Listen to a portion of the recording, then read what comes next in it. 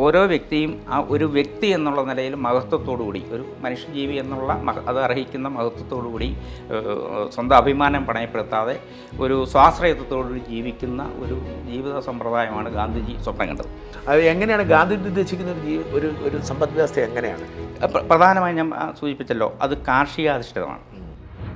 ഗാന്ധിജി പറഞ്ഞത് ഗാന്ധിജിയുടെ സെലക്ഷനായിട്ട് നെഹ്റുവിന് പോലും മനസ്സിലായില്ല, ശ്രമിച്ചിട്ടില്ലല്ലോ. അല്ല, അത് ഒരു കാലഘട്ടത്തിൻ്റെ പ്രത്യേകതയുണ്ട്. ഗാന്ധിജി തന്നെ തൻ്റെ സാമ്പത്തിക കാഴ്ചപ്പാടിൽ നിന്ന് പിന്നോട്ട് പോയതുകൊണ്ടായിരിക്കുമല്ലോ അത് വിശ്വാസമില്ലാത്ത നെഹ്റുവിനെ പിൻഗാമിയാക്കിയത്.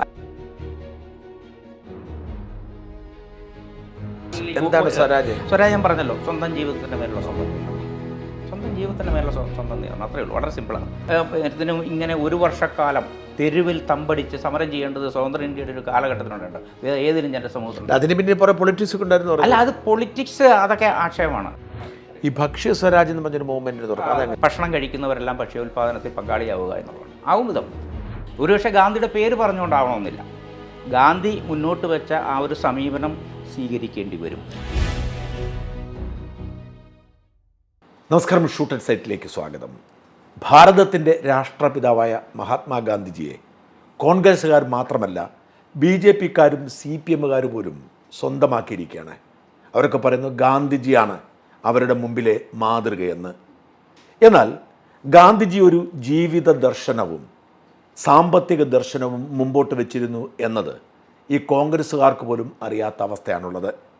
എങ്ങനെയായിരിക്കണം ഭാരതം, എങ്ങനെയായിരിക്കണം സമ്പദ് വ്യവസ്ഥ, എങ്ങനെയായിരിക്കണം ഗ്രാമീണ സമ്പദ് വ്യവസ്ഥ രാജ്യത്തെ സ്വാധീനിക്കേണ്ടത് എന്നതൊക്കെ ഗാന്ധിജിയുടെ സ്വപ്നങ്ങളിലുണ്ടായിരുന്നു. അതൊക്കെ പാഠപുസ്തകങ്ങളിൽ പോലും ഇപ്പോൾ ഇല്ലാതായിരിക്കുന്നു. എന്നാൽ ഗാന്ധിയൻ സാമൂഹ്യശാസ്ത്രവും സാമ്പത്തിക ശാസ്ത്രവും രാഷ്ട്രശാസ്ത്രവും കൊണ്ടു നടക്കുന്ന കുറേ ഗാന്ധിയന്മാർ ഇപ്പോഴും നമ്മുടെ നാട്ടിലുണ്ട്. അവരിൽ മിക്കവരും പ്രായോഗിക രാഷ്ട്രീയത്തെക്കുറിച്ച് ദർശനമില്ലാത്തവരാണ്. എന്നാൽ ദീർഘകാലമായി എനിക്ക് പരിചയമുള്ള ഒരു ഗാന്ധിയൻ, ഒരു പരിസ്ഥിതി പ്രവർത്തകൻ, ഒരു കർഷകൻ, ഒരു സാമൂഹ്യ പ്രവർത്തകൻ ഗാന്ധിസത്തിൻ്റെ അടിസ്ഥാനത്തിൽ എങ്ങനെയാണ് ഗ്രാമങ്ങളെ ശരിയാക്കിയെടുക്കുന്നത്, എങ്ങനെയാണ് ആരോഗ്യം ശരിയാക്കിയെടുക്കുന്നത് എന്നതിനെക്കുറിച്ച് പ്രായോഗിക അറിവുള്ള ആളാണ് അദ്ദേഹം. ഇന്ന് സംസാരിക്കുന്നത് മലയോര മേഖലകളിലെ മനുഷ്യ വന്യജീവി സംഘർഷത്തെക്കുറിച്ചാണ്.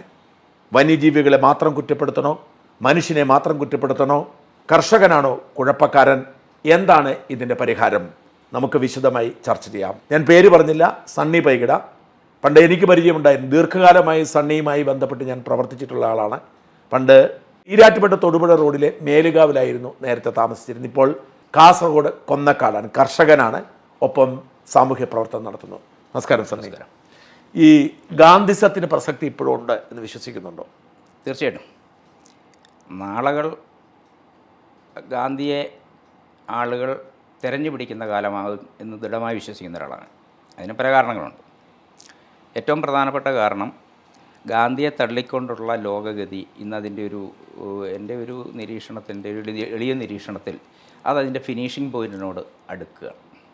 അത് കാലാവസ്ഥാ പ്രതിസന്ധിയുടെ രൂപത്തിലാവാം, അല്ലെങ്കിൽ അപ്രതീക്ഷിതമായി സംഭവിക്കുന്ന ഇപ്പോൾ കോവിഡ് വന്നതുപോലുള്ള ചില മഹാമാരികളുടെ രൂപത്തിലാവാം, അതല്ലെങ്കിൽ വ്യാവസായിക മാന്ദ്യത്തിൻ്റെ രൂപത്തിലാവാം, അതല്ലെങ്കിൽ പുതിയ സാങ്കേതികവിദ്യ AI പോലുള്ള പുതിയ സാങ്കേതികവിദ്യയുടെ വികാസം ഒരു ഘട്ടം കഴിയുമ്പോൾ, ഇപ്പോൾ അതിൻ്റെ സൃഷ്ടാക്കൾ തന്നെ പറയുന്നത് എപ്പോഴാണ് ഈ നിർമ്മിത ബുദ്ധി പിന്നെ അത് നിർമ്മിച്ച മനുഷ്യൻ്റെ ബുദ്ധിയെ അതിലംഘിച്ച് മുന്നോട്ട് പോവുക എന്നതിനെ സംബന്ധിച്ച് ആശങ്കയുണ്ടെന്ന് അതിൻ്റെ പ്രണേതാക്കൾ തന്നെ പറയുന്ന കാലമാണ്. അപ്പോൾ ഇതൊക്കെ നൽകുന്ന സൂചന നമ്മൾ നമ്മുടെ ജീവിതത്തിൻ്റെ മേലുള്ള നിയന്ത്രണം നഷ്ടപ്പെടാത്ത സ്വരാജ് എന്ന് പറഞ്ഞാൽ അതിൻ്റെ അർത്ഥം അതാണ്. ഗാന്ധിജി എല്ലാം ഒരു സ്വരാജിൻ്റെ തലത്തിൽ കാര്യങ്ങളെ നോക്കിക്കണ്ടയാളാണ്. സാമ്പത്തിക കാര്യവും രാഷ്ട്രീയ കാര്യവും ടെക്നോളജിയും ജീവിതശൈലിയും എല്ലാ കാര്യവും മനുഷ്യ ജീവിതത്തിലെ എല്ലാ കാര്യങ്ങളെയും ആ ഒരു തലത്തിൽ എൻ്റെ ജീവിതത്തിൻ്റെ മേലുള്ള എൻ്റെ നിയന്ത്രണം, അങ്ങനെ ഓരോരുത്തരുടെയും കാര്യത്തിൽ. അപ്പോൾ ആ ഒരു നിലയ്ക്ക് നോക്കിക്കണ്ട ഒരാളെന്നുള്ള നിലയിൽ അത് നഷ്ടപ്പെടുക എന്നതിനപ്പുറത്ത് അത് ഒലിച്ചു പോകുന്ന നിലയിലാണ് ഇന്നത്തെ കാര്യങ്ങൾ പോയിക്കൊണ്ടിരിക്കുന്നത്. പ്രത്യേകിച്ചും മഹാഭൂരിപക്ഷം ജനങ്ങളെ സംബന്ധിച്ചിടത്തോളം അവരുടെ ജീവിതത്തിൻ്റെ മേൽ അവർക്ക് യാതൊരു നിയന്ത്രണവും ഇല്ലാത്ത നിലയിലേക്ക് കാര്യങ്ങൾ വന്നിരിക്കുക. അങ്ങനെ വരുമ്പോൾ ആ ഒരു സമ്പ്രദായം, ആ ഒരു സംസ്കാരം, ആ ഒരു എന്നാ പറയുന്നത് സംസ്കൃതിക്ക് ദീർഘകാലം നിലനിൽക്കാനാവില്ല എന്നുള്ളിടത്ത് ഒരുപക്ഷെ ഗാന്ധിയുടെ പേര് പറഞ്ഞുകൊണ്ടാവണമെന്നില്ല, ഗാന്ധി മുന്നോട്ട് വെച്ച ആ ഒരു സമീപനം സ്വീകരിക്കേണ്ടി വരും. എന്താണ് പ്രധാനമായും സാമ്പത്തിക മേഖലയിൽ, അല്ലെങ്കിൽ ഇപ്പം ഞാൻ പറഞ്ഞപ്പം മുതലാളിത്ത സമ്പദ് വ്യവസ്ഥയും സോഷ്യലിസവും രണ്ടാണ് നമ്മുടെ മുമ്പിലുണ്ടായത്, രണ്ട് വഴികൾ. സോഷ്യലിസ്റ്റെക്കുറിച്ച് സംസാരിക്കേണ്ടത് പൊളിഞ്ഞുപോയി, അല്ലെങ്കിൽ കമ്മ്യൂണിസ്റ്റെക്കുറിച്ച് സംസാരിക്കേണ്ടത്. മുതലാളിത്തം മാത്രമായി ലോകത്തുള്ളത്. ലാഭം ഉണ്ടാക്കണമെന്ന് മനുഷ്യന് ആഗ്രഹമുണ്ട്. ഈ ആഗ്രഹത്തെ അതിജീവിക്കുന്ന ഒരു രീതിയാണ് ഗാന്ധിജി പറഞ്ഞിരുന്നത്. സോഷ്യലിസം തന്നെ പറഞ്ഞിരുന്നത്, പക്ഷേ അപ്രായോഗികം. എങ്ങനെയാണ് മനുഷ്യന് ലാഭം ഉണ്ടാക്കണമെന്നുള്ള അവൻ്റെ ആ മോഹത്തെ അതിജീവിച്ച് ഗാന്ധിജി പറഞ്ഞ പോലെ മറ്റുള്ളവർക്ക് ജീവിക്കുന്ന ഒരു സാഹചര്യം മറ്റുള്ളവർക്ക് വേണ്ടി ജീവിക്കുക എന്നുള്ള അർത്ഥത്തില്ല എന്നുള്ള ആ ഒരു നിലയിൽ നമ്മൾ ആ ഒരു തലവും അതിനുണ്ട്. പക്ഷേ പ്രധാനമായും ഓരോ വ്യക്തിയും ആ ഒരു വ്യക്തി എന്നുള്ള നിലയിൽ മഹത്വത്തോടുകൂടി, ഒരു മനുഷ്യജീവി എന്നുള്ള അത് അർഹിക്കുന്ന മഹത്വത്തോടുകൂടി സ്വന്തം അഭിമാനം പണയപ്പെടുത്താതെ ഒരു സ്വാശ്രയത്വത്തോടുകൂടി ജീവിക്കുന്ന ഒരു ജീവിത സമ്പ്രദായമാണ് ഗാന്ധിജി സ്വപ്നം കണ്ടത്. അതിന് ചേർന്ന വിധത്തിലാണ് അദ്ദേഹം സാമ്പത്തിക പ്രവർത്തനങ്ങളെ സംബന്ധിച്ചുള്ള കാഴ്ചപ്പാട് രൂപപ്പെടുത്തി. പ്രത്യേകിച്ചും അതിന് ഏറ്റവും ശാസ്ത്രീയ രൂപം നൽകിയ ആൾ ഡോക്ടർ JC കുമരപ്പയാണ്, നമ്മുടെ തമിഴ്നാടുകാരനായ JC കുമരപ്പയാണ്. അപ്പം അത് പ്രധാനമായും ഗ്രാമകേന്ദ്രീകൃതമാണ്, കാർഷിക അധിഷ്ഠിതവുമാണ്. അത് അമിതമായ ഉപഭോഗത്തെ പ്രോത്സാഹിപ്പിക്കുന്ന രീതിയിലല്ല. ലളിത ജീവിതം എന്നൊക്കെ പറയുന്നത് അതിനെ വളരെ ലളിതവൽക്കരിച്ച് പറയുന്നതാണ്. നമുക്ക് നമ്മുടെ അടിസ്ഥാന ജീവിതാവശ്യങ്ങൾ നമ്മുടെ പങ്കാളിത്തത്തോടുകൂടി നിർവഹിക്കുന്ന ഒരു സ്ഥിതി. അതൊന്ന് വ്യക്തമാക്കി പറഞ്ഞാൽ ഇപ്പം നമ്മുടെ അടിസ്ഥാന ജീവിത ആവശ്യങ്ങൾ ഏറ്റവും പ്രധാനപ്പെട്ട ഭക്ഷണം, വസ്ത്രം, പാർപ്പിടം തുടങ്ങിയ കാര്യങ്ങളാണ്. അപ്പം ഭക്ഷണത്തിൻ്റെ കാര്യം എടുക്കാം. ഭക്ഷണത്തിന് ഇന്നിപ്പം നമ്മൾ മാർക്കറ്റിനെയാണ് ആശ്രയിക്കുന്നത്. അത് മലയാളിയുടെ മാത്രം സ്ഥിതിയല്ല, പൊതുവിൽ അങ്ങനെയാണ്. ഭക്ഷണം വലിയൊരു ഇൻഡസ്ട്രിയൽ മേഖലയായിട്ട് വളർന്നിരിക്കുകയാണ്. ഭക്ഷണ രംഗത്ത്, ഭക്ഷണ ഉൽപ്പാദന വിപണന രംഗങ്ങളിലേക്ക് വലിയ കോർപ്പറേറ്റുകൾ രംഗപ്രവേശം ചെയ്തിരിക്കുകയാണ്. അപ്പോൾ അവരെന്ന് വെച്ചാൽ അവരാണ് നമ്മുടെ രുചി പോലും നിശ്ചയിക്കുന്ന രീതിയിലേക്ക് വലിയ പ്രചരണങ്ങളും പരസ്യങ്ങളും വഴി വന്നിരിക്കുകയാണ്. അതേസമയം നമുക്ക് നമ്മുടെ ചുറ്റുവട്ടത്ത് ലഭ്യമാകുന്ന സാധനങ്ങൾ, അവയുടെ ഉൽപ്പാദിപ്പിക്കാവുന്ന ഉൽപ്പന്നങ്ങളെ അടിസ്ഥാനപ്പെടുത്തിക്കൊണ്ട് നമ്മുടെ ഭക്ഷണ ആവശ്യങ്ങൾ നിർവഹിക്കുന്ന ഒരു സമീപനമാണ് ഗാന്ധിജി മുന്നോട്ട് വെച്ചത്. രണ്ട് പ്രശ്നമുണ്ട്. ഒന്ന് നഗരങ്ങൾക്ക് ഇത് ബാധകമല്ലാതെ, നഗരങ്ങൾക്ക് സൗകര്യമില്ല. രണ്ട് ഗ്രാമങ്ങൾക്കാണെങ്കിലും നമ്മുടെ മനുഷ്യാധ്വാനം പരിഗണിച്ച് നോക്കുമ്പോൾ അതിനേക്കാൾ ലാഭകരമാകുന്നത് മാർക്കറ്റിൽ നിന്ന് വാങ്ങുന്നതായിരിക്കും. ഇപ്പം ഞാനിപ്പോൾ ഒരു പണിയെടുത്താൽ എനിക്കൊരു 2000 രൂപ ഒരു ദിവസം കിട്ടുമെങ്കിൽ ഞാൻ ഈ 2000 രൂപ വാങ്ങിക്കൊണ്ട് എനിക്ക് ആവശ്യത്തിനുള്ള 200 രൂപയുടെ സാധനം വാങ്ങുന്നതിലെ ലാഭം. അത് ലാഭത്തിൻ്റെ അടിസ്ഥാനത്തിലാണ് നമ്മൾ നമ്മുടെ ജീവിതത്തിൻ്റെ എല്ലാ കാര്യങ്ങളെയും നിശ്ചയിക്കുന്നതെങ്കിൽ അതാണ് ലാഭം. അതേസമയം എനിക്കെൻ്റെ ടേസ്റ്റ്, എൻ്റെ മണ്ണിൽ ഞാൻ കാലുറപ്പിച്ച് നിന്ന് എൻ്റെ സ്വാശ്രയത്വം, എൻ്റെ സ്വാഭിമാനം, എൻ്റെ രാഷ്ട്രീയമായ സ്വയം നിർണയാവകാശം, അങ്ങനെ ഒരു സംഗതിയുണ്ട്. നമ്മൾ അതിനെ വിചാരിക്കുന്നത് 5 കൊല്ലം കൂടുമ്പോൾ ആരെങ്കിലുമൊക്കെ ചൂണ്ടിക്കാണിക്കുന്ന ഏതെങ്കിലും സ്ഥാനാർത്ഥിക്ക് വോട്ട് ചെയ്യലിൽ ഒതുങ്ങുന്നു നമ്മുടെ സ്വാതന്ത്ര്യത്തെക്കുറിച്ചുള്ള നമ്മുടെ ഒരു സങ്കല്പം. അല്ലെങ്കിൽ നമുക്ക് സമരം ചെയ്യാനുള്ള സ്വാതന്ത്ര്യം, അതൊക്കെ സ്വാതന്ത്ര്യമാണല്ലെന്നല്ല ഞാൻ പറയുന്നത്. പക്ഷേ അങ്ങനെ പരിമിതപ്പെട്ടാണ് നമ്മൾ സ്വാതന്ത്ര്യത്തെ കാണുന്നത്. അതിനപ്പുറത്ത് നമ്മുടെ ജീവിതത്തിൻ്റെ എല്ലാ സൂക്ഷ്മതലങ്ങളിലും നമുക്ക് എത്രമാത്രം നിയന്ത്രണമുണ്ട് എന്നുള്ളതാണ് സ്വാതന്ത്ര്യത്തിൻ്റെ ഏറ്റവും വിശാലമായ ഒരു തലം എന്ന് പറയുന്നത്. ഗാന്ധി ആ തലത്തെ നോക്കിക്കണ്ടാണ് കാര്യങ്ങൾ ചെയ്തത്. അപ്പോൾ അങ്ങനെ കാണുന്ന ഒരാളെ സംബന്ധിച്ചിടത്തോളം ഏതെങ്കിലും വലിയ കോർപ്പറേറ്റ് സ്ഥാപനം തൽക്കാലം പ്രത്യക്ഷത്തിൽ ലാഭകരമെന്ന് തോന്നുന്ന വിധത്തിൽ നമ്മുടെ അടിസ്ഥാന ആവശ്യങ്ങൾ നിർവഹിക്കുന്നുണ്ട് എങ്കിൽ പോലും അവർ ഏതെങ്കിലും ഘട്ടത്തിൽ അവരുടെ താല്പര്യം സംരക്ഷിക്കുന്നതിന് വേണ്ടി ഈ ഒരു ടൂളിനെ എന്ന് വെച്ചാൽ നമ്മുടെ ജീവിതം അവരെ ആശ്രയിക്കുന്ന വിധത്തിലേക്ക് നമ്മൾ ചിട്ടപ്പെടുത്തിയിരിക്കുന്നു എന്നുള്ളിടത്ത് അവരുടെ നിയന്ത്രണമാണ് നമ്മുടെ ജീവിതത്തിൻ്റെ മേൽ നമ്മൾ അറിയാതെയോ വ്യാപരിക്കുന്നത്. അവിടെ നമുക്കുണ്ടെന്ന് പറയപ്പെടുന്ന സ്വാതന്ത്ര്യം പരിമിതപ്പെടുകയാണ്. അപ്പോൾ അതിനെക്കുറിച്ചുള്ള രാഷ്ട്രീയമായ സൂക്ഷ്മമായ കാഴ്ചപ്പാടുള്ള ഒരാളെ സംബന്ധിച്ചിടത്തോളം ആ താൽക്കാലികമായ പ്രത്യക്ഷത്തിലുള്ള ലാഭത്തിന് അപ്പുറമാണ് അവൻ്റെ ജീവിതത്തിൻ്റെ മേലുള്ള അവൻ്റെ നിയന്ത്രണം. അങ്ങനെ ചിന്തിക്കുന്നവനെ സംബന്ധിച്ചിടത്തോളം ഭക്ഷണം സാധിക്കുന്നിടത്തോളം സാധ്യമായത്രയേ ഉള്ളൂ. അല്ല, നമുക്ക് അതിൻ്റെ പൂർണ്ണമായ അർത്ഥത്തിലല്ല. ഇപ്പം പട്ടണത്തിൽ താമസിക്കുന്ന ആളെ സംബന്ധിച്ചിടത്തോളം പൂർണ്ണമായ അർത്ഥത്തിൽ കഴിഞ്ഞൊന്നും വരില്ല. പക്ഷേ ഗ്രാമത്തിൽ നിന്ന് ആളുകൾ പട്ടണത്തിലേക്ക് വരും. എങ്ങനെയാണ് ഈ പട്ടണം എന്നാ പറഞ്ഞ ജനസമ്പന്നമാകുന്നത്? ഗ്രാമങ്ങളെ അവഗണിച്ചുകൊണ്ടുള്ള ഒരു ജീവിത സമ്പ്രദായം ഭയങ്കര ശക്തമായപ്പോൾ, അതിൻ്റെ ഒരു കൊടുങ്കാറ്റടിച്ചപ്പോൾ ഗ്രാമങ്ങളിൽ നിന്ന് ആളുകൾ പട്ടണങ്ങളിലേക്ക് ഒലിച്ചു ഇറങ്ങുക ചെയ്തത്, അല്ല വേറൊന്നുമല്ല. പക്ഷേ നമ്മൾ കണ്ടു കോവിഡ് കാലത്ത് പട്ടണങ്ങൾ നിശ്ചലമായപ്പോൾ കാൽനടയായി സ്വന്തം ഗ്രാമങ്ങളിലേക്ക് നമ്മുടെ ഹൃദയഭേദകമായിരുന്നു ആ കാഴ്ച. നടന്നു പോകുന്ന ലക്ഷക്കണക്കിന് ആളുകളെ നമ്മൾ ടി വിയിലൂടെ കണ്ടു. പലരും നടന്ന് സ്വന്തം വീടിൻ്റെ ഉമ്മറത്തെത്തി അവിടെ വീണ് മരിക്കുന്ന ദയനീയമായ സ്ഥിതി നമ്മൾ കണ്ടു. ഒരുപാട് ആളുകൾ വഴിയിൽ മരിച്ചു വീഴും നമ്മൾ കണ്ടു. അപ്പം ഇതൊരു നാഗരികതയുടെ അതിസങ്കീർണമായ ഒരു വഞ്ചനാത്മകമായ ഒരു തലമാണ് ഇതിനകത്തുള്ളത്. നമ്മളെ ഭ്രമിപ്പിക്കുകയാണ് ചെയ്യുന്നത്. ഈ പറയുന്ന നഗരങ്ങൾ, നഗരവൽക്കരണത്തെ ത്വരിതപ്പെടുത്തുന്ന വിധത്തിലുള്ള വികസന സമ്പ്രദായങ്ങൾ, അതിന് ചേർന്ന വിധത്തിലുള്ള ജീവിത സമ്പ്രദായങ്ങൾ. അപ്പോൾ അതുകൊണ്ട് കുറച്ചുകൂടി സമഗ്രതയോടെ കാണുന്നു എന്നുള്ളതാണ് ഗാന്ധിയൻ സമീപനങ്ങളുടെയും പ്രത്യേകത. അത് കാണേണ്ടി വരുന്നു എന്നുള്ള നിലയിലേക്ക് ലോക സാഹചര്യങ്ങൾ ഡെവലപ്പ് ചെയ്യുന്നു എന്നുള്ളതാണ് ഞാൻ ആദ്യം സൂചിപ്പിച്ചത്. അത് എങ്ങനെയാണ് ഗാന്ധി ഉദ്ദേശിക്കുന്ന ഒരു സമ്പദ് വ്യവസ്ഥ എങ്ങനെയാണ്? പ്രധാനമായും ഞാൻ സൂചിപ്പിച്ചല്ലോ, അത് കാർഷികാധിഷ്ഠിതമാണ്.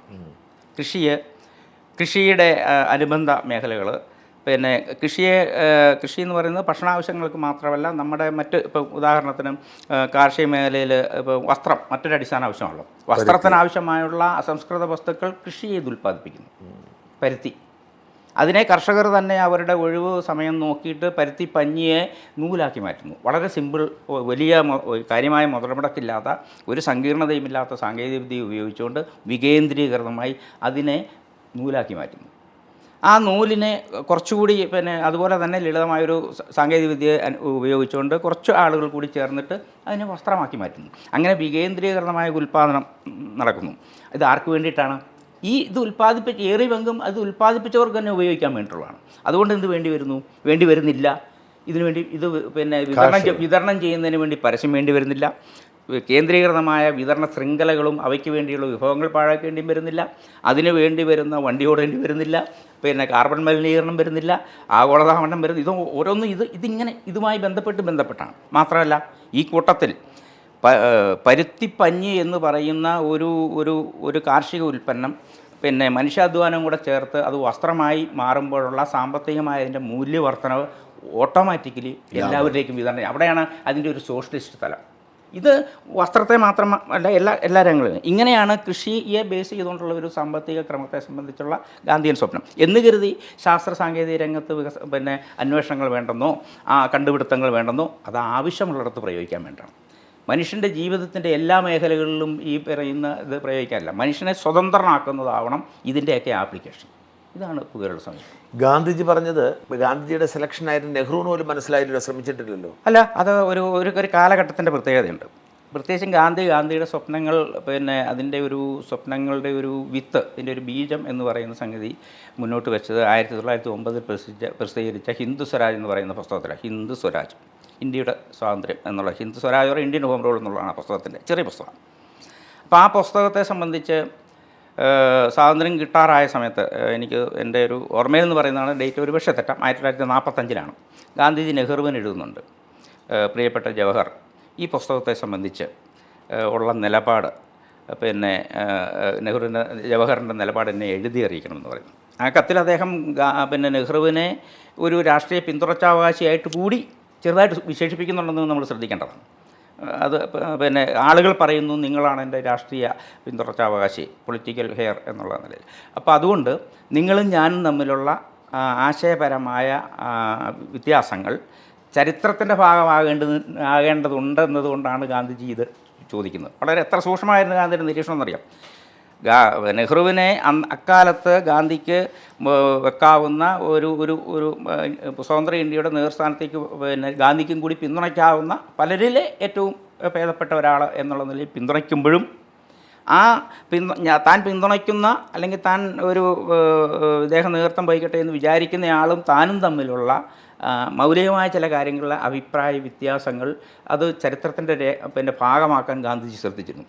ജവഹർലാൽ നെഹ്റു വളരെ സത്യസന്ധമായി, അതും നമ്മൾ നെഹ്റുവിൻ്റെ സത്യസന്ധത നമ്മൾ പാലിക്കണം. അദ്ദേഹം അതിനൊരു 2 ആഴ്ചയ്ക്ക് ശേഷം മറുപടി നൽകുന്നുണ്ട്. ആ മറുപടിയിൽ അദ്ദേഹം പ്രിയപ്പെട്ട ബാപ്പു എന്ന് സംബോധന ചെയ്തുകൊണ്ടുള്ള മറുപടിയിൽ അദ്ദേഹം എഴുതുന്നു, ഞാൻ പിന്നെ ഇത് 30-ലേറെ വർഷം മുമ്പ് രചിച്ച ഒരു പുസ്തകമാണ്. അപ്പോൾ ആ പുസ്തകത്തിൽ അങ്ങ് പറഞ്ഞിരിക്കുന്ന കാര്യങ്ങളിൽ നിന്ന് അങ്ങ് നിലപാട് മാറ്റിയിട്ടുണ്ടാകുമെന്ന് ഞാൻ വിചാരിച്ചു. ലോകത്ത് ശാസ്ത്ര സാങ്കേതിക രംഗങ്ങളൊക്കെ പിന്നീടും വലിയ മാറ്റങ്ങൾ വന്നിട്ടുണ്ട്. അതുകൊണ്ട് അങ്ങ് ഉദ്ദേശിച്ച ഹിന്ദുസ്വരാജിൽ സൂചിപ്പിക്കുന്ന വിധത്തിലുള്ള സമീപനങ്ങൾ ഇപ്പോഴത്തെ സാഹചര്യത്തിൽ അൺറിയൽ എന്നാണ് അദ്ദേഹം അതിനകത്ത് യഥാർത്ഥമായൊരു കാഴ്ചപ്പാടാണെന്ന് സത്യസന്ധമായി പറഞ്ഞു. ആ കാലത്ത് ഇന്ത്യയിൽ ഏറ്റവും കൂടുതൽ ജനങ്ങളുടെ ഇടയിൽ സ്വീകാര്യത ഉണ്ടായിരുന്ന മഹാത്മാവെന്ന് എല്ലാവരും സംബോധന ചെയ്തുകൊണ്ടിരുന്ന ഗാന്ധിയോട് വിയോജിക്കുന്നത് തൻ്റെ പൊളിറ്റിക്കൽ കരിയറിനെ ബാധിക്കുമല്ലോ, അത് രേഖാമൂലം ചെയ്യുമ്പോൾ എന്നുള്ള തോന്നലൊന്നും നെഹ്റു വിചാരിച്ചില്ല. ആ കാലത്തെ രാഷ്ട്രീയത്തിൻ്റെ സവിശേഷതയും കൂടിയാണ് അത് നൽകുന്നത്. അദ്ദേഹം അത് സത്യസന്ധമായി അത് രേഖപ്പെടുത്തുക തന്നെയാണ്. നെഹ്റുവിനെ സംബന്ധിച്ചിടത്തോളം അദ്ദേഹം ഒരു പാശ്ചാത്യ നാഗരികതയുടെ പിന്നെ പറയുന്നത് ഇപ്പം നമ്മൾ കൊണ്ടാടുന്ന, അല്ലെങ്കിൽ ഞാൻ ആദ്യം പറഞ്ഞ പോലെ ഫിനിഷിംഗ് പോയിന്റിനോട് അടുക്കുന്നു എന്ന് പറയുന്ന നാഗരികതയുടെ അഹിംസയുടെ ഒരു ആരാധകനായിരുന്നു. ആ ആരാധകൻ എന്ന നിലയിൽ അത് മറച്ചു വെക്കാത്ത വിധത്തിൽ തൻ്റെ ഒരു വളരെയധികം ഒരു ഗുരുതുല്യനായി കരുതുന്നയാളോട്, ഇന്ത്യൻ ജനതയിൽ അസാമാന്യ സ്വാധീനം ഉണ്ടായിരുന്ന ഒരാളോട് രേഖാമൂലം വിയോജിക്കുന്നത് മാത്രമുള്ള രാഷ്ട്രീയ സത്യസന്ധത നെഹ്റുവിനുണ്ടായിരുന്നു. അക്കാലത്തെ എല്ലാ നേതാക്കന്മാർക്കും ഉണ്ടായിരുന്നു എന്നും കൂടി നമ്മൾ ഓർക്കണം. അപ്പം ഞാൻ ചോദിക്കുന്നത്, അപ്പം ഗാന്ധിജി എന്തുകൊണ്ട് പിന്നെ ഇത് തൻ്റെ പഴയ സങ്കല്പങ്ങൾ അപ്ഡേറ്റ് ചെയ്തില്ല പിന്നീട് അവസാനമായപ്പോഴേക്കും? അല്ല, അപ്ഡേഷൻ്റെ സംഗതിയില്ല. ഗാന്ധി തന്നെ പറയുന്ന ഒരു കാര്യമുണ്ട്. ഗാന്ധി പറഞ്ഞൊരു സംഗതി എന്താണെന്ന് വെച്ച് കഴിഞ്ഞാൽ, ഈ ഗാന്ധി പറഞ്ഞിട്ടുള്ള എല്ലാ കാര്യങ്ങളും സത്യവും അഹിംസയുടെയും കാര്യത്തിലേ ഗാന്ധി മുറുകെ പിടിച്ചിട്ടുള്ളൂ. ബാക്കി കാര്യങ്ങൾ കാലാനുസൃതമായി, ദേശാനുസൃതമായി അതിനകത്ത് കൂട്ടിച്ചേർക്കലുകൾ ഉണ്ടാക്കുന്നതിനെ ഗാന്ധി സ്വാഗതം ചെയ്തയാളാണ്. മാത്രമല്ല, ഗാന്ധി തന്നെ അത് പലപ്പോഴും പിന്നെ എന്നാ പറഞ്ഞ എൻ്റെ വിശദാംശങ്ങൾ മാറ്റി പറഞ്ഞിട്ടുണ്ട്, അല്ലെങ്കിൽ കുറച്ചുകൂടെ ക്ലാരിറ്റിയോടെ പറഞ്ഞിട്ടുണ്ട്. ഗാന്ധി അതുകൊണ്ടാണല്ലോ പറയുന്നത്, ഞാൻ പറഞ്ഞ ഏതെങ്കിലും കാര്യത്തെ സംബന്ധിച്ച് രണ്ടവസരങ്ങളിൽ പറഞ്ഞതിനെ സംബന്ധിച്ച് വ്യത്യസ്തത നിങ്ങൾക്ക് തോന്നുന്നുണ്ടെങ്കിൽ എൻ്റെ സുബോധത്തിൽ, എൻ്റെ ബുദ്ധിസ്ഥിരതയിൽ നിങ്ങൾക്ക് വിശ്വാസമുണ്ടെങ്കിൽ ഞാൻ രണ്ടാമത് പറഞ്ഞതാണ് ആദ്യം പറഞ്ഞതിനേക്കാൾ കൂടുതൽ ശരിയെന്ന് ഗാന്ധി പറയുന്നുണ്ട്. പക്ഷേ ഗാന്ധി അതിനകത്ത് ഹിന്ദ് അല്ലെങ്കിൽ ആ ഒരു ഇതിൽ വെച്ചിരുന്നത് ചില സമീപനങ്ങളാണ്, സ്വാതന്ത്ര്യത്തെ സംബന്ധിച്ചുള്ള, ജീവിതത്തെ സംബന്ധിച്ചുള്ള സമീപനങ്ങളാണ്. അത് അതിൻ്റെ കാലമനുസരിച്ച് ഇപ്പം നമ്മൾ പിന്നെ കേരളത്തിൽ ആ ഒരു സമീപനത്തോടെ പെരുമാറുന്നവരെയല്ല ഇന്ത്യയിൽ അതിൻ്റെ നാഗാലാൻഡിൽ ഒരു വിഷയത്തെ അഡ്രസ്സ് ചെയ്യേണ്ടത്. പക്ഷേ ആ സമീപനമാണ് പ്രധാനം. ആ സമീപനമാണ് നമുക്ക് കൈവശം വന്നിരിക്കുന്നത്. അപ്പം ഞാൻ ചോദിക്കണേ, അപ്പം ഗാന്ധിജി തന്നെ തൻ്റെ സാമ്പത്തിക കാഴ്ചപ്പാടിൽ നിന്ന് പിന്നോട്ട് പോയതുകൊണ്ടായിരിക്കുമല്ലോ അത് വിശ്വാസമില്ലാത്ത നെഹ്റുവിനെ പിൻഗാമിയാക്കിയത്? അല്ല, അക്കാലത്ത് അത് ഗാന്ധി തന്നെ പറയുന്ന, ഗാന്ധി ഈ സാമ്പത്തിക സമീപനത്തിൻ്റെ കാര്യത്തിൽ മാത്രമല്ല, ഇപ്പം പാർലമെൻ്ററി ജനാധിപത്യത്തെ സംബന്ധിച്ചും ഗാന്ധി വളരെ പിന്നെ എന്താ പറയുന്നത്, പ്രത്യേകിച്ചും ബ്രിട്ടീഷ് പാർലമെൻറ്റുകളുടെ മാതാവ് എന്ന് പറയുന്ന ബ്രിട്ടീഷ് പാർലമെൻറ്റിനെ വന്ധ്യയും അഭിസാരികമായ സ്ത്രീയോട് ഉപമിച്ച ആളാണ് ഗാന്ധി ഹിന്ദുരാജ്. ആ നിലയിൽ പിന്നെ അതിന് ഗാന്ധിയുടെ വ്യാഖ്യാനങ്ങളുണ്ട്. അത് മാറി മാറി വരുന്ന ഭരണാധികാരികൾക്ക് ഉപയോഗിക്കാൻ വേണ്ടിയുള്ള ഉപകരണമായി തരം താഴ്ന്നു. അത് ജനാധിപത്യത്തെ സംബന്ധിച്ചിട്ടുള്ള വലിയ സങ്കല്പങ്ങൾ മനുഷ്യന് പ്രതീക്ഷകൾ നൽകുന്നു. എന്നാൽ അത് ഒരു വന്ധ്യയെപ്പോലെ ആ നിലയ്ക്കുള്ള ഫലം പ്രകടിപ്പിക്കുന്ന പക്ഷേ അതേ ഗാന്ധി തന്നെ പറയുന്നുണ്ട്. പക്ഷേ ഇപ്പോഴത്തെ സ്ഥിതിയിൽ, ആ കാലഘട്ടത്തിലെ സ്ഥിതി വേറെ ഘട്ടത്തിൽ ഗാന്ധി പറയുന്നുണ്ട്, ഇപ്പോഴത്തെ സ്ഥിതിയിൽ ഈ ഇന്ത്യയിൽ ഇന്ന് വിദേശാധിപത്യം പോവുക എന്നുള്ളതാണ് പ്രധാനം. അതിനുവേണ്ടിയുള്ള ഈ ഒരു സ്വാതന്ത്ര്യ സമര പ്രസ്ഥാനത്തിൻ്റെ മുഴുവൻ വികാരമല്ല ഗാന്ധി പറഞ്ഞ ഹിന്ദ് സ്വരാജിൽ പറഞ്ഞിട്ട് സംഗതി. അന്നത്തെ സ്വാതന്ത്ര്യ സമര പ്രസ്ഥാനത്തിലെ ബഹുഭൂരിപക്ഷം ആളുകളും ആ ഒരു ബ്രിട്ടീഷ് മോഡലുള്ള പാർലമെൻ്ററി സിസ്റ്റത്തിൻ്റെ നിലയിലായിരുന്നു. അപ്പോൾ അതുകൊണ്ട് ഗാന്ധിയെ സംബന്ധിച്ചിടത്തോളം തൽക്കാലം, അല്ലെങ്കിൽ ആ സിറ്റുവേഷനിൽ ആ ഒരു പാർലമെൻ്ററി സ്വരാജിൻ്റെ നിലയിൽ കാര്യങ്ങൾ പോട്ടെ, കാരണം വിദേശാധിപത്യം മാറട്ടെ. ഗാന്ധി അതുകൊണ്ട് അടങ്ങിയിരിക്കുകയല്ലേ, അതുകൊണ്ട് നമ്മൾ അറിയേണ്ട കാര്യമുണ്ട്. ഗാന്ധി ഈ സ്വാതന്ത്ര്യം കിട്ടിയപ്പോൾ സാധാരണ എല്ലാ രാജ്യങ്ങളിലും എങ്ങനെയാണ് സ്വാതന്ത്ര്യ സമരത്തിന് നേതൃത്വം നൽകിയവർ തന്നെ അധികാരം വെക്കുക. ഗാന്ധി അത് ചെയ്തില്ല എന്ന് മാത്രമല്ല, ഗാന്ധിജി പിന്നെ രക്തസാക്ഷിയാവുന്നതിന് മുമ്പ് തന്നെ ഫെബ്രുവരി 48 ഫെബ്രുവരി 6 തീയതി ആണെന്നാണ് എൻ്റെ ഓർമ്മയിൽ നിന്ന് പറയുന്നത്, ഡേറ്റിന് വ്യത്യാസം വരുമെന്ന് അറിയത്തില്ല. അപ്പോൾ സേവാഗ്രാമിൽ വെച്ച് ഈ ഒരു ദിശയിൽ ഗാന്ധി മുന്നോട്ട് വെച്ച ദിശയിലുള്ള ഒരു മാറ്റം ഈ പാർലമെൻ്ററി സ്വരാജിൻ്റെ ദിശയിലേക്ക് കാര്യങ്ങൾ പോയെങ്കിലും ആ പാർലമെൻ്ററി സ്വാതന്ത്ര്യത്തിൽ നിന്നുകൊണ്ട് ഗാന്ധിജി ഉദ്ദേശിച്ച രീതിയിലുള്ള ഒരു മാറ്റം അടിത്തട്ടിൽ ഉയർത്തിക്കൊണ്ടിരുന്നതിന് വേണ്ടിയുള്ള നിർമ്മാണാത്മകമായ പ്രവർത്തനങ്ങൾക്ക് വേണ്ടി ഈ അധികാര രാഷ്ട്രീയത്തിൻ്റെ പിന്നാലെ പോകാത്ത ആളുകളുടെ, ഗാന്ധിയുടെ ഫോളോവേഴ്സിൻ്റെ ഒരു മീറ്റിംഗ് സേവാഗ്രാമിൽ വിളിച്ചിരുന്നു 48 ഫെബ്രുവരി 6 തീയതി. ആ മീറ്റിംഗ് പക്ഷേ നടന്നില്ല, അറിയാം.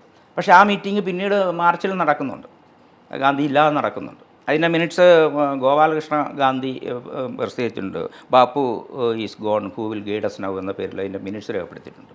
അപ്പോൾ അതിനകത്ത് അവിടെ രൂപം കൊണ്ടതാണ് സത്യത്തിൽ ഈ ഇന്ത്യയിലെ ഗാന്ധിയൻ പ്രസ്ഥാനങ്ങളുടെയൊക്കെ ഒരു മാതൃസംഘടന എന്ന് പറയാവുന്ന സർവ്വസേവാ സംഘം എന്ന് പിൽക്കാലത്ത്, അന്ന് അതിന് വേറൊരു പേരിലായിരുന്നു രൂപപ്പെട്ട സംഗതി. അപ്പോൾ ഈ ഗാന്ധിയെ സംബന്ധിച്ചിടത്തോളം അതൊരു ഇടക്കാലം മാത്രം, ഒരു പിന്നെ ഈ പറയുന്ന ബ്രിട്ടീഷ് മോഡൽ, കാരണം ആ ഒരു സിസ്റ്റം ബ്രിട്ടീഷുകാർ തന്നെ ഇവിടെ നിലനിർത്തിയിട്ടുണ്ട്. ആ സിസ്റ്റത്തിലേക്ക് ഇന്ത്യക്കാരായിട്ടുള്ള, അല്ലെങ്കിൽ ആ ഒരു സ്വാതന്ത്ര്യത്തിൻ്റെ ഘട്ടത്തിൽ അവർ വരുന്നു. അത് ആ സ്വാതന്ത്ര്യം അനുഭവിച്ചുകൊണ്ട് തന്നെ ഈ ഒരു വിധത്തിലുള്ള പരിവർത്തനത്തിന് വേണ്ടി അടിത്തട്ടിൽ പ്രവർത്തിക്കുന്നു എന്നുള്ള സങ്കല്പം, അത് പ്രവർത്തിക്കാൻ വേണ്ടിയാണ് ഗാന്ധിജി സന്നദ്ധനായത്. ആ പ്രവർത്തനം ഗാന്ധിക്ക് ശേഷം പിന്നെ ദുർബലമായാലും മുന്നോട്ട് നീങ്ങിയിട്ടുണ്ട്, ഇല്ലെന്ന് പറയാൻ പറ്റില്ല. ഈ നെഹ്റുവിൻ സോഷ്യലിസം എന്തെങ്കിലും ഗുണം ചെയ്തെന്ന് കരുതുന്നുണ്ടോ രാജ്യത്തിന്?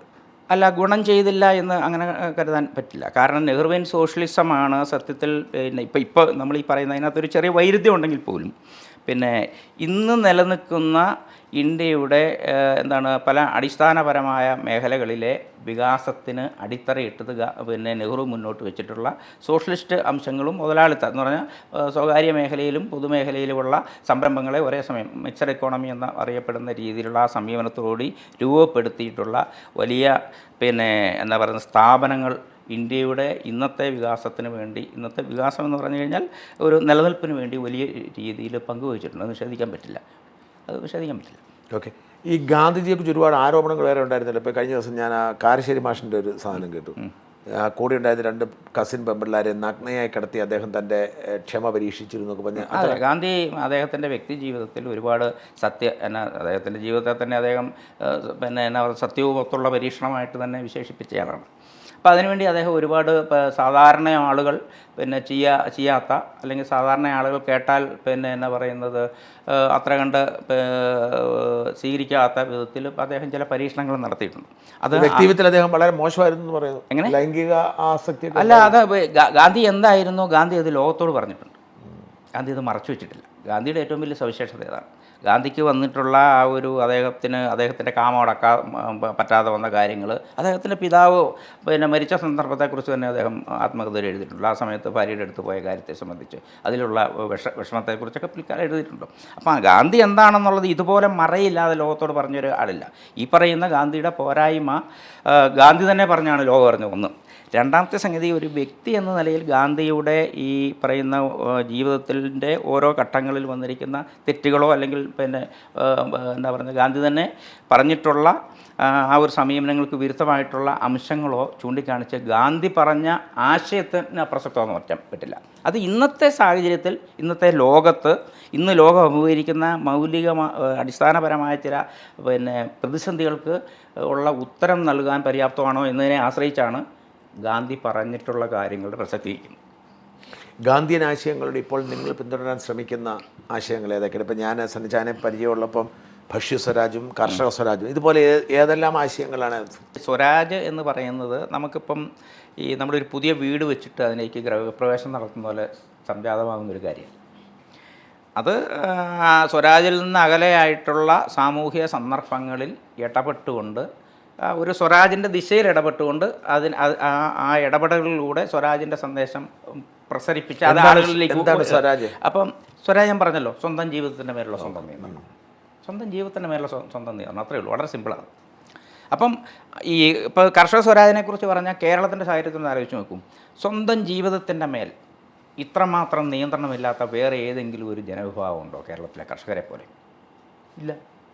കാരണം അവർ ഉൽപ്പാദിപ്പിക്കുന്ന ഇപ്പോൾ മുമ്പൊക്കെ കർഷകർക്ക് എങ്ങനെയാണ് കാർഷിക പ്രവർത്തനം നടത്തേണ്ടതെന്നുള്ള അവരുടെ ഒരു പാരമ്പര്യമായി കിട്ടിയിട്ടുള്ള അറിവിനെ ബേസ് ചെയ്തുകൊണ്ട് ചെയ്യുന്നത്. ഇപ്പോൾ പലപ്പോഴും ശാസ്ത്ര സാങ്കേതിക വിദ്യയുടെ തള്ളിക്കയറ്റത്തിൽ, കാർഷിക വിദഗ്ധന്മാരുടെ നിർദ്ദേശത്തിൽ അതിന് ഗുണവും ദോഷമുണ്ട്. തീരെ ഗുണമില്ല എന്നൊന്നും ഞാൻ അപ്പാടെ തള്ളിക്കളയുന്ന ഒരാളല്ല. നിലയിൽ അവരുടെ പരമ്പരാഗത അറിവിന് മേൽ വേറെ ചില അറിവുകൾ ആധിപത്യം പുലർത്തുന്ന ഒരു സ്ഥിതിയുണ്ട്. അതുമാത്രമല്ല, അവരെ ഏത് വിള കൃഷി ചെയ്യണമെന്നൊക്കെ ഉള്ളത് മാർക്കറ്റ് നിശ്ചയിക്കുന്ന ഒരു സ്ഥിതിയുണ്ട്. എന്നാലും ആ മാർക്കറ്റിലോ ഇവൻ എന്തെങ്കിലും വിള കൃഷി ചെയ്ത് കഴിഞ്ഞാൽ അതിൻ്റെ വിലയുടെ കാര്യം നിർണ്ണയിക്കുന്നതിൽ അവന് യാതൊരു ഇതുമില്ല. അവൻ്റെ ആവലാതികൾ വേണ്ട വിധത്തിൽ പരിഗണിക്കപ്പെടുന്ന ഒരു ഭരണ സംവിധാനമില്ല. അതിനകത്തൊരു കക്ഷിയുടെ അടിസ്ഥാനത്തിലോ ഭരണത്തിൻ്റെ അടിസ്ഥാനത്തിലോ ഞാൻ പറയുന്നത്. അപ്പോൾ അത് കർഷകൻ എന്ന് പറയുന്നത് അവനിങ്ങനെ എന്നും അസംഘടിതനായി നിന്നോളും എന്ന് പറയുന്ന ഒരു മുൻവിധിയിൽ നിന്നുണ്ട്. അതുകൊണ്ടാണ് ഇന്ന് എൻ്റെ നാട്ടിൽ, എൻ്റെ മലയോരത്ത് അവിടെ വെള്ളരിക്കുണ്ടിൽ ഒരു യുവ പത്രപ്രവർത്തകൻ ഒരു ഷോർട്ട് ഫിലിം എടുത്തു. അതിൻ്റെ പേര് വധു വരിക്കപ്ലാവ് എന്നുള്ളതാണ്. കർഷകനായ ചെറുപ്പക്കാർക്ക് ഇന്ന് പെണ്ണ് കിട്ടാത്ത സ്ഥിതി കേരളത്തിലുണ്ടെന്നുള്ളത് വസ്തുത മാത്രമാണ്. അപ്പോൾ അങ്ങനെയുള്ള ഒരു ചെറുപ്പക്കാരൻ കർഷകനായിപ്പോയി എന്നതിൻ്റെ പേരിൽ കല്യാണം ആലോചിച്ചിട്ട് വധുവിനെ കിട്ടാത്തത് കൊണ്ട് അവൻ പറമ്പിൽ നിൽക്കുന്ന ഒരു വരിക്കപ്ലാവിനെ വധുവായി സങ്കല്പിച്ച് വിവാഹം കഴിക്കാൻ തീരുമാനിക്കുകയും അതിന് വിവാഹത്തിന് ക്ഷണക്കത്തിൽ എല്ലാവർക്കും കൊടുക്കുകയും ചെയ്യുന്ന വിധത്തിൽ ആ ഒരു നിലയിൽ ഈ ഒരു വിഷയവിനെ അവതരിപ്പിച്ചിരിക്കുന്ന സംഗതിയാണ്. ചന്ദ്രു എന്ന് പറയുന്നത് ഞങ്ങളുടെ ഒരു യുവ സുഹൃത്ത്. അദ്ദേഹം ഇപ്പം വീണ്ടും പല ഇത് ചെയ്യുന്നുണ്ട്. അത് അറിവിലേക്ക് വേണ്ടി പറഞ്ഞത്. അപ്പോൾ ഈ ഒരു നിലയിൽ പിന്നെ എന്നാ പറയുന്നത്, ഒരു സ്വന്തം ജീവിതത്തിൻ്റെ മേൽ നിയന്ത്രണം നഷ്ടപ്പെട്ട ഒരു സമൂഹമായി കർഷകന്മാരുണ്ട്. ഇത് കേരളത്തിൽ മാത്രമല്ല, ദേശീയ തലത്തിലാണ് നീണ്ടുനിന്ന ആ കർഷക സമരത്തിൻ്റെ കാര്യം നമുക്കറിയാം. വേറെ ഏതെങ്കിലും ജനസമൂഹമാണെങ്കിൽ ഇതിനും ഇങ്ങനെ ഒരു വർഷക്കാലം തെരുവിൽ തമ്പടിച്ച് സമരം ചെയ്യേണ്ടത് സ്വതന്ത്ര ഇന്ത്യയുടെ ഒരു കാലഘട്ടത്തിലുണ്ട്. വേറെ ഏതെങ്കിലും ജനസമൂഹത്തിലുണ്ട്? അതിന് പിന്നെ കുറേ പൊളിറ്റിക്സ് ഉണ്ടായിരുന്നു. അല്ല, അത് പൊളിറ്റിക്സ്, അതൊക്കെ ആക്ഷേപമാണ്. അവരൊരു പൊളിറ്റിക്കൽ ലീഡേഴ്സിനെയും അവരുടെ വേദിയിൽ കയറ്റിയില്ലല്ലോ. പ്രതിപക്ഷ ഭീകരവാദികളുടെ അത് ഒരു ആക്ഷേപം മാത്രമാണ്. അത് തെളിയിക്കാൻ ഇത് ഉന്നയിച്ച ഭരണകൂടത്തിന് കഴിഞ്ഞില്ലല്ലോ. അതിപ്പം നമ്മൾ പിന്നെ എന്താ പറയുന്നത്, സിഖ് സമൂഹത്തിൽപ്പെട്ട ഒരാൾ പങ്കെടുക്കുന്ന ഉടൻ അത് ഭരണകൂടത്തിന് ഇഷ്ടപ്പെട്ടില്ലെങ്കിൽ അത് എല്ലാം പിന്നെ എന്നാ പറയുന്നത് സിഖ് ഭീകരവാദികളാണ്.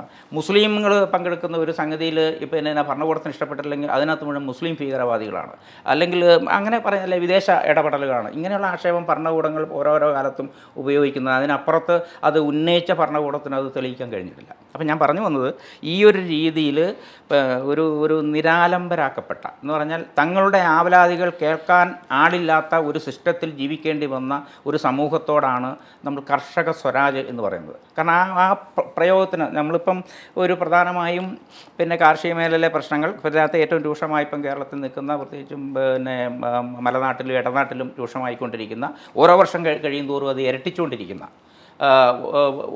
വന്യജീവികളുടെ നിന്നുള്ള ആക്രമണങ്ങളുടെ പ്രശ്നം, അതുമൂലം കർഷകർക്കും ആദിവാസി ജനങ്ങൾക്കും ജീവൻ നഷ്ടപ്പെടുന്നത്, അവരുടെ കാർഷിക വിളകൾ നഷ്ടപ്പെടുന്നത്, കൃഷി ചെയ്യാൻ പോലും ആവാത്ത നിലയിലേക്ക് കാര്യങ്ങൾ ഡെവലപ്പ് ചെയ്യുന്ന ആ ഒരു വിഷയമെന്ന് പറഞ്ഞു. ആ വിഷയത്തെ പോലും ഇത്രയും വലിയൊരു വിഷയത്തെ പോലും ഉത്തരവാദിത്വപൂർവ്വം സമീപിക്കാനായിട്ട് ഇവിടുത്തെ ഭരണ സംവിധാനം, ഞാൻ അതൊരു കക്ഷിയല്ല പറയുന്നത്, ഏതെങ്കിലും ഒരു പ്രത്യേക ഗവൺമെൻറ്റിനല്ല പറയുന്നത്, ഇതിൻ്റെ കസ്റ്റോഡിയനായിട്ടുള്ള വനം വകുപ്പിനെ അതിന് നിർബന്ധിക്കത്തക്ക വിധത്തിൽ ഇതിൻ്റെ എവിടെയാണ് ഈ പ്രശ്നത്തിൻ്റെ കാരണമെന്ന് വളരെ സത്യസന്ധതയോടെ അന്വേഷിക്കുന്ന നിലയിലേക്ക്, അതിന് പരിഹാരങ്ങൾ കാണുന്ന നിലയിലേക്ക് വന്നിട്ടില്ല. വേറെ ഏതെങ്കിലും ജനവിഭാഗത്തിൻ്റെ കാര്യത്തിലാണെങ്കിൽ എത്ര മുമ്പേ പ്രശ്നങ്ങളും പരിഹരിക്കപ്പെടുമായിരുന്നു. അല്ല, എങ്ങനെയാണ് ഗാന്ധിയൻ അതിലേക്ക് വരാം. അത് എന്നാന്ന് വെച്ച് കഴിഞ്ഞാൽ, ഞാൻ എൻ്റെ ബിരുദമൊക്കെ കഴിഞ്ഞ് നിൽക്കുന്ന സമയത്ത് അന്ന് ഒരു ഗാന്ധി യുവമണ്ഡലം എന്ന് പറയുന്ന ഒരു യുവജന പ്രസ്ഥാനം ഉണ്ടായിരുന്നു. അതുമായി ബന്ധപ്പെടാൻ സന്ദർഭവശാൽ ഇടയായി. അപ്പോൾ ആ ഘട്ടത്തിൽ ഞാൻ ഒരു വർഷക്കാലം അതിൻ്റെ ഭാഗമായി നിന്ന ഒരു വർഷക്കാലം ആരായിരുന്നു ഗാന്ധി ഗവൺമെൻറ്റിൻ്റെ നേതൃത്വം കൊടുത്തത്? നേരത്തെ പ്രൊഫസർ എം പി മത്തായുണ്ട്, VM മൈക്കിളുണ്ട്, PJ സെബാസ്റ്റ്യൻ എന്ന് പറയുന്ന ആളുണ്ട്, തിരുവനന്തപുരംകാരനായ George Varghese sir, professor George Varghese എന്ന് പറയുന്ന ആളുണ്ട്. അങ്ങനെയൊക്കെ കുറച്ച് ആളുകളായിരുന്നു. അപ്പോൾ അതുപോലെ TRN പ്രഭു എന്ന് പറയുന്ന ഒരാളുണ്ട്. അപ്പോൾ ഞാൻ അതിൻ്റെ ഭാഗമായി ഏറെ വൈകാതെ തന്നെ എനിക്ക് ഒരു വർഷക്കാലം ഗാന്ധിജിയുടെ സേവാഗ്രഹ ആശ്രമത്തിൽ പോയി കഴിയാനുള്ളൊരു സന്ദർഭം കിട്ടി. അപ്പോൾ അത് അവിടുത്തെ ആശ്രമത്തിൻ്റെ പ്രവർത്തനങ്ങളിൽ പങ്കാളിയാവുകയും ആ ആശ്രമത്തിൽ നിന്നുകൊണ്ട് ഇന്ത്യയിൽ വിവിധ ഭാഗങ്ങൾ, പ്രത്യേകിച്ചും വളരെ ഉൾപ്രദേശങ്ങളിലൊക്കെ ഗ്രാമങ്ങളിലൊക്കെ നടക്കുന്ന ഗാന്ധിയൻ നിർമ്മാണ പ്രവർത്തനങ്ങൾ പോയി കണ്ട് മനസ്സിലാക്കാനൊക്കെ ഉള്ള അവസരം കിട്ടി. അതെൻ്റെ ചിന്താഗതിയെ സ്വാധീനിച്ച് ഞാൻ തിരിച്ചു വന്നു കഴിഞ്ഞാൽ ആ ഒരു ഗാന്ധിയൻ പ്രവർത്തനങ്ങളിൽ വളരെ സജീവമായി ഇടപെടുന്ന ഒരു നിലയിൽ ജീവിക്കുകയായിരുന്നു. എന്തൊക്കെയാണ് പിന്നെ ചെയ്ത് പ്രധാനമായും?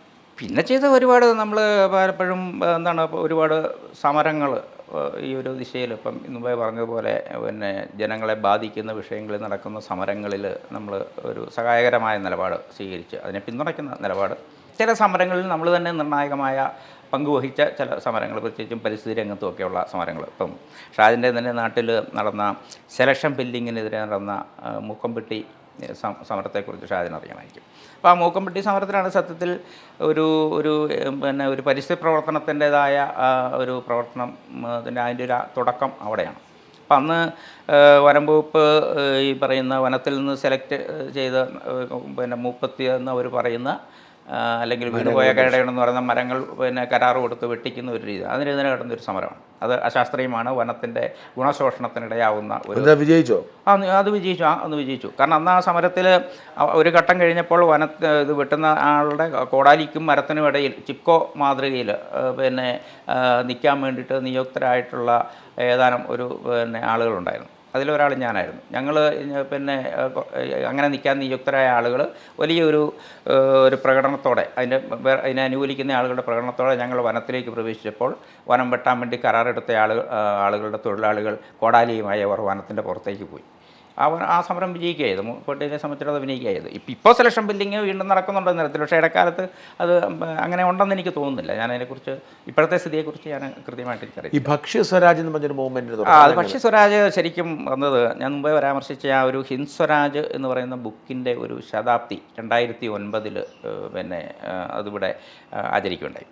അപ്പോൾ ആ ശതാബ്ദി സമിതിയുടെ സ്റ്റേറ്റ് ലെവലിലുള്ള ശതാബ്ദി സമിതിയുടെ കൺവീനർ ഞാനായിരുന്നു. അപ്പോൾ ആ ഒരു നിലയ്ക്ക് അതിനെ സംബന്ധിച്ചുള്ള പല പരിപാടികളും നടത്തിയപ്പോൾ കേരളത്തിൽ ആ സമയത്ത് പ്രത്യേകിച്ചും ഈ പറയുന്ന പിന്നെ രാസവളങ്ങളും കീടനാശിനികളും കണ്ടമാനം പ്രയോഗിച്ചതിൻ്റെ ഫലമായിട്ട് വിഷലിപ്തമായ പച്ചക്കറികളും പഴങ്ങളെ സംബന്ധിച്ചുള്ള ഒരു അവയർനെസ് കഴിഞ്ഞ കുറച്ച് കാലമായിട്ടുള്ള ഒരു കാലം കൂടി ആയതുകൊണ്ട് ഭക്ഷണത്തെ, പ്രത്യേകിച്ചും ഭക്ഷണം മനുഷ്യൻ്റെ അടിസ്ഥാന ആവശ്യങ്ങളിൽ പ്രഥമ സ്ഥാനത്ത് വരുന്ന സംഗതി ആയതുകൊണ്ട് അതിനെ കേന്ദ്രീകരിച്ചുകൊണ്ട് ഈ സ്വരാജിനെ കുറിച്ച് പറയുന്ന ഒരു ക്യാമ്പയിൻ ബിൽഡപ്പ് ചെയ്യാമെന്ന് വിചാരിക്കുക. അതൊരു 2-3 വർഷം, പ്രത്യേകിച്ചും നമ്മൾ പിന്നെ അതിനകത്ത് 2-3 മുദ്രാവാക്യങ്ങളുണ്ടായിരുന്നു. അതിലൊന്ന് ഭക്ഷണം കഴിക്കുന്നവരെല്ലാം ഭക്ഷ്യോൽപാദനത്തിൽ പങ്കാളിയാവുക എന്നുള്ളതാണ്. ആവും വിധം ഏത് ജോലി ചെയ്യുന്ന ആളാണെങ്കിലും അവർക്ക് ചെയ്യാവുന്ന സംഗതിയുണ്ട്. പട്ടണത്തിൽ താമസിക്കുന്നവർക്ക് ഈ ഓഫീസിൽ പോലും ചില സാധനങ്ങൾ ഉണ്ടാക്കാം.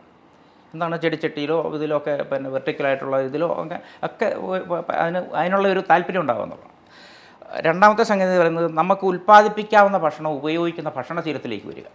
അപ്പോൾ അതിൻ്റെ ഏറ്റവും ശക്തമായിട്ടെന്ന് പറഞ്ഞുകൊണ്ടിരുന്നൊരു കാര്യം, ഇപ്പം മലയാളിയുടെ മുഖ്യ ഭക്ഷണമായിട്ട് അരിയാണ് നമ്മൾ കൊണ്ടു നടക്കുന്നത്.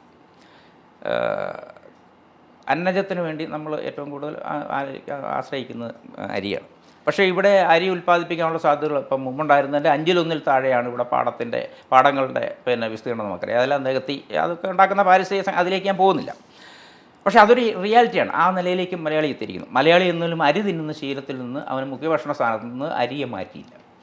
എന്നാൽ അതേസമയം ഇവിടെ വൈവിധ്യമേറിയ ഡസൻ കണക്കിന് കിഴങ്ങ് വർഗ്ഗങ്ങൾ എവിടെയും ഉൽപ്പാദിപ്പിക്കാവുന്നൊരു സംഗതിയാണ്. കിഴങ്ങ് വർഗ്ഗങ്ങളുടെ ഏറ്റവും വലിയ പ്രത്യേകത എന്ന് പറയുന്നത് ഈ അരി രൂപത്തിലുള്ള കാർബോഹൈഡ്രേറ്റിനേക്കാൾ 10 ഇരട്ടി ഉൽപ്പാദനക്ഷമതയാണ്. ഒരു നിശ്ചിത വിസ്തീർണം കൃഷിയിടത്തിൽ നിന്ന് അരി രൂപത്തിലുള്ള ധാന്യ രൂപത്തിലുള്ള അന്നജത്തിൻ്റെ 10 ഇരട്ടി കിഴങ്ങ് രൂപത്തിലുള്ള അന്നജം ഉൽപ്പാദിപ്പിക്കാമെന്ന് കേന്ദ്ര കിഴങ്ങ് വർഗ്ഗ ഗവേഷണ കേന്ദ്രത്തിൽ നിന്ന് കിട്ടിയ ഒരു വിവരം ഞാൻ പറയുന്നത്.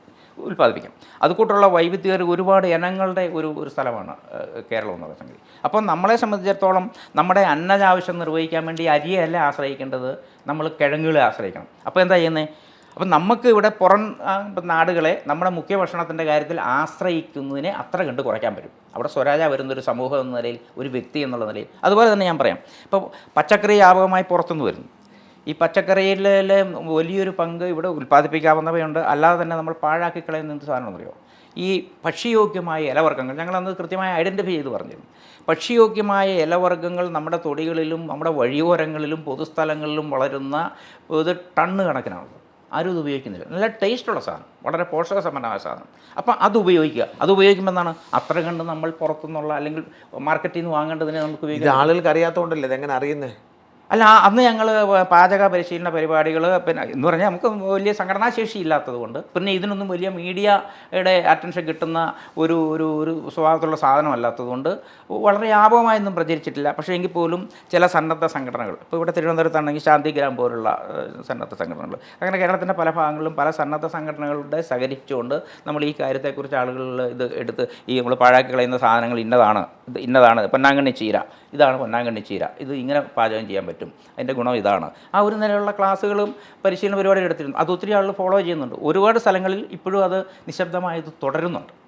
അപ്പോൾ ആ നിലയിൽ ഉള്ള പ്രവർത്തനം നടത്തുക. അത് അങ്ങനെയൊക്കെ പല രീതിയിൽ, ഒന്ന് സമരാത്മകമായി നമ്മൾ പറയുന്ന സ്വരാജിൻ്റെ വിരുദ്ധ ദിശയിലുള്ള നീക്കങ്ങളെ, സംരംഭങ്ങൾക്കെതിരെ സമരാത്മകമായി പ്രവർത്തിച്ചുകൊണ്ട് സ്വരാജിനെക്കുറിച്ച് പറയാം. വേറൊന്നുള്ള ഈ പറയുന്ന രീതിയിൽ നിർമ്മാണാത്മകമായി സ്വരാജിനെ സംബന്ധിച്ചുള്ള അറിവ് സമൂഹത്തിന് നൽകാം. ഇതുകൊണ്ടെല്ലാം സ്വരാജ് ഉടനെ ഉണ്ടാവുമോ എന്നുള്ളതാണ് പ്രശ്നം. അത് എന്നാന്ന് വെച്ചാൽ അതൊക്കെ ഉണ്ടാകുന്നതെന്ന് പറഞ്ഞാൽ ചരിത്രത്തിൻ്റെ ചില ഘട്ടങ്ങളിൽ ഇപ്പം നിലവിലുള്ളത്, പിന്നെ ഗാന്ധി തന്നെ പറഞ്ഞിട്ടുള്ള ഒരു സംഗതിയുണ്ട്, എൻ്റെ ശബ്ദം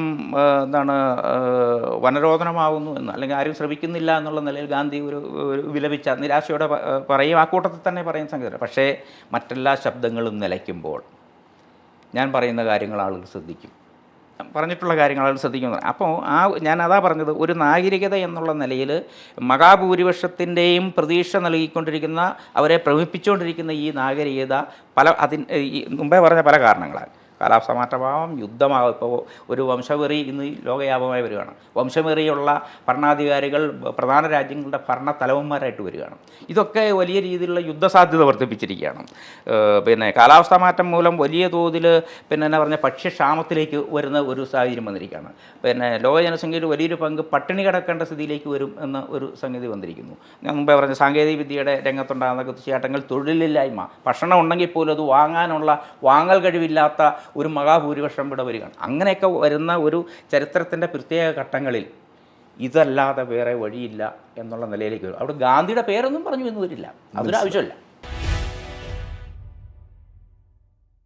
ഇരകളെ കുറ്റവാളികളാക്കുക എന്ന് പറയുന്നത് മറ്റൊരു ജനവിഭാഗത്തിൻ്റെ പേരിൽ ഇത് നടക്കല്ല കേട്ടോ, വേറെ ഒരു ജനവിഭാഗത്തിൻ്റെ പേരിൽ ഇത് നടക്കല്ല. ഈ പ്രശ്നത്തിൻ്റെ ഇരകളെന്ന് പറയുന്ന കർഷകരും ആദിവാസികളുമാണ്. മിക്ക രാജ്യങ്ങളിലും ഗവൺമെൻറ്റിൻ്റെ സപ്പോർട്ടോടുകൂടിയാണ്, വലിയ തോതിലുള്ള പിൻബലത്തോടു കൂടിയാണ് കൃഷിയെ നിലനിർത്തുന്നത്. കാരണം കൃഷി എന്ന് പറയുന്നത് അടിസ്ഥാന മേഖലയാണ്. ഇതില്ലാതായി വേറെ എന്തെങ്കിലും കൊണ്ട് വേറെ എന്തെല്ലാം ഉണ്ടാക്കിയാലും ശരി, ഈ കൃഷി ഇല്ലെങ്കിൽ നിലനിൽപ്പില്ല. മനുഷ്യൻ്റെ നിലനിൽപ്പിൻ്റെ ആധാരമാണ് കൃഷി എന്നുള്ള ബോധ്യമുള്ളതുകൊണ്ട് അതിന് ഗവൺമെൻറ് സപ്പോർട്ട് ചെയ്യുകയാണ്. അതിവിടെ ഉണ്ടാകുന്നില്ല.